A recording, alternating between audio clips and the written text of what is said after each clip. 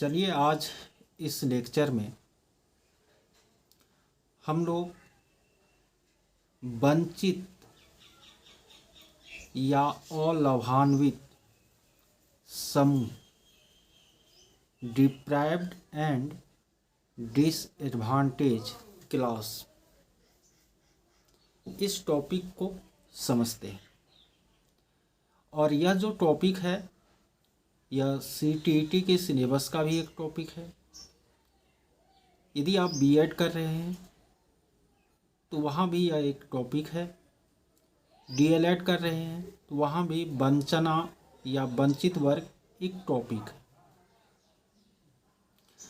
तो जो भी छात्र इनको देख रहे हैं वह चाहे B.Ed के हो, DLED के हो या CTET के हो, सबके लिए यह एक उपयोगी लेक्चर है। तो आप लोग इसको अंत तक देखें। सबसे पहले हम लोग समझते हैं कि वंचित समूह होता क्या है या वंचित बालक किसे कहते हैं। वंचित बालक वे बालक होते हैं जिन्हें समुचित विकास के लिए जो न्यूनतम सुविधाएं हैं, चाहे वह भोजन हो, वस्त्र हो, शिक्षा हो, वे उपलब्ध नहीं हो पाती। साधारणतया सभी देश के समाजों में वंचित समूह या वर्ग मिल जाते हैं। उदाहरण के लिए अमेरिका में रेड इंडियन जाति के जो लोग हैं, इसी तरह दक्षिण अफ्रीका में हाल तक काले रंग के जो लोग हुआ करते थे। भारत में अनुसूचित जाति और अनुसूचित जनजाति समूह के जो लोग हैं वे वंचित समूह या वर्ग के उदाहरण हैं।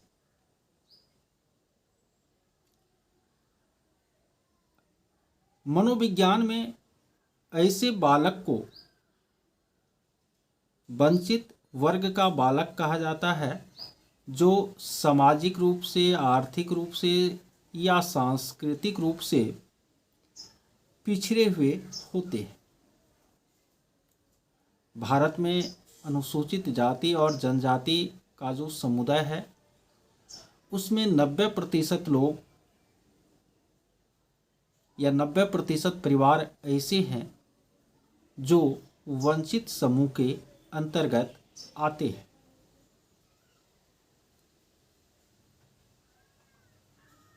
तो वंचित समूह क्या है ये हम लोगों ने जाना।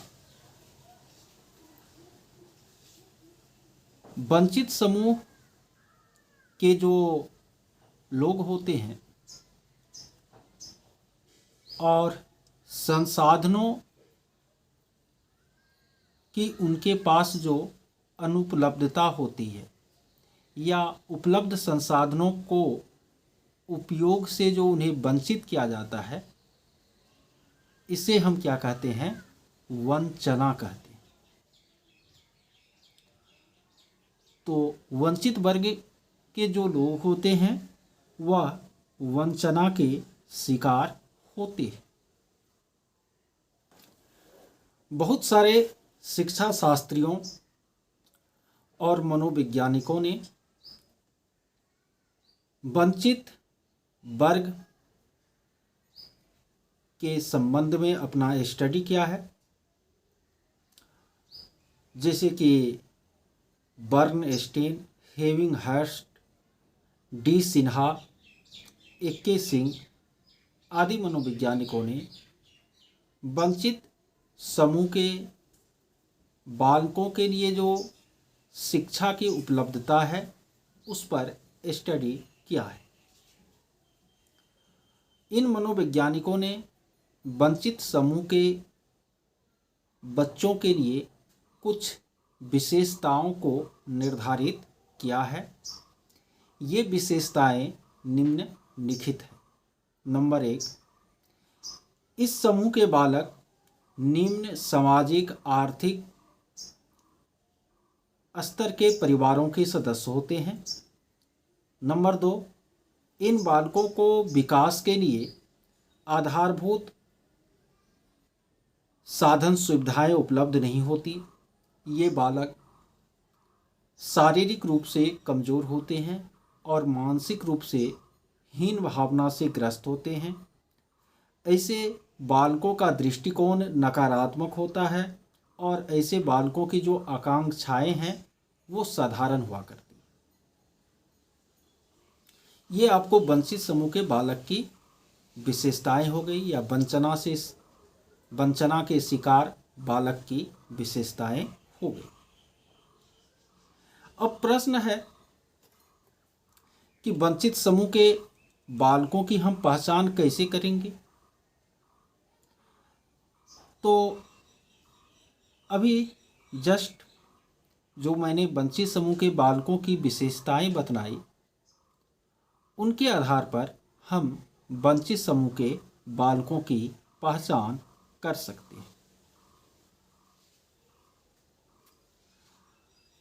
अब हम लोग समझते हैं कि वंचित समूह के जो बालक हैं उसको समाज की मुख्य धारा से जोड़ने के लिए या उन्हें भी उचित शिक्षा उपलब्ध कराने के लिए भारत में खासकर कौन कौन से प्रयास किए गए हैं, किए जा रहे हैं और करना जरूरी है। भारत में वंचित बालकों के शैक्षिक स्तर को ऊपर उठाने के लिए स्वतंत्रता प्राप्ति के बाद काफ़ी प्रयास किया गया है। संविधान के विभिन्न अनुच्छेदों के द्वारा वंचित समूह के बच्चों को अतिरिक्त शैक्षिक अवसर जो है उपलब्ध कराने की बात की गई है। खासकर 21वीं शताब्दी में जो अभी 2 दशक बीते हैं, इनमें वंचित समूह के बालकों को शिक्षा उपलब्ध कराने की दिशा में सरकार ने काफ़ी त्वरित गति से प्रयास किया है। चाहे वह मध्याह्न भोजन योजना हो, चाहे वह सर्व शिक्षा अभियान हो, चाहे वह निःशुल्क और अनिवार्य शिक्षा अधिनियम 2009 हो, इन सबों में वंचित बालकों के हितों की अधिकतम पूर्ति हो सके, इनका ध्यान रखा गया है। और इनके कारण वर्तमान में जो वंचित समूह के बालक हैं वे शिक्षा से लगातार जुड़ रहे हैं, शैक्षिक उपलब्धियों को प्राप्त कर रहे हैं जो सकारात्मक हैं। एक शिक्षक होने के नाते वंचित समूह के बालकों की पहचान करना, उनके आवश्यकता का अध्ययन करना, उनके समस्याओं को समझना और उन समस्याओं के निदान के लिए प्रयास करना आवश्यक है।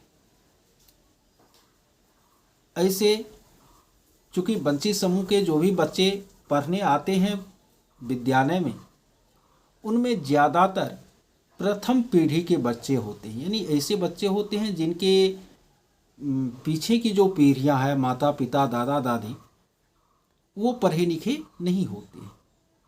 अतः ऐसी स्थिति में इन प्रथम पीढ़ी के बच्चों के लिए विशेष शिक्षा की क्या पड़ती है, ज़रूरत पड़ती है। और एक शिक्षक को उन विशेष शिक्षण रणनीतियों को समझना चाहिए, उनका अनुप्रयोग करना चाहिए।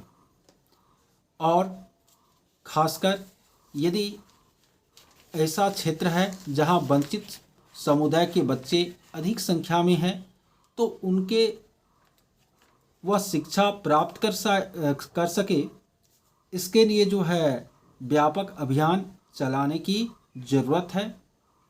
एक शिक्षक के रूप में हमें वंचित समूह के बालकों को मनोवैज्ञानिक अवलंबन भी प्रदान करना चाहिए।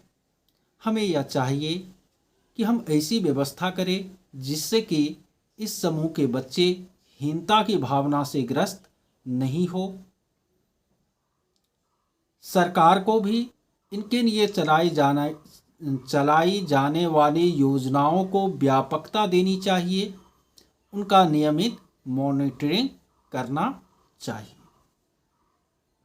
अब निष्कर्ष में कंक्लूजन क्या लिखेंगे हम? तो निष्कर्ष के रूप में हम कह सकते हैं कि वे बालक जो ऐसे परिवार से आते हैं जो जीवन की मूलभूत आवश्यकताओं की पूर्ति करने में भी सक्षम नहीं होते, वंचित बालक कहलाते हैं। ऐसे बालकों को के सर्वांगीण विकास के लिए विशेष शैक्षिक रणनीति की जरूरत पड़ती है। एक शिक्षक के रूप में हमें इस समस्या पर चिंतन करना चाहिए और इनकी समाधान की दिशा में अपेक्षित प्रयत्न करना चाहिए। ठीक है।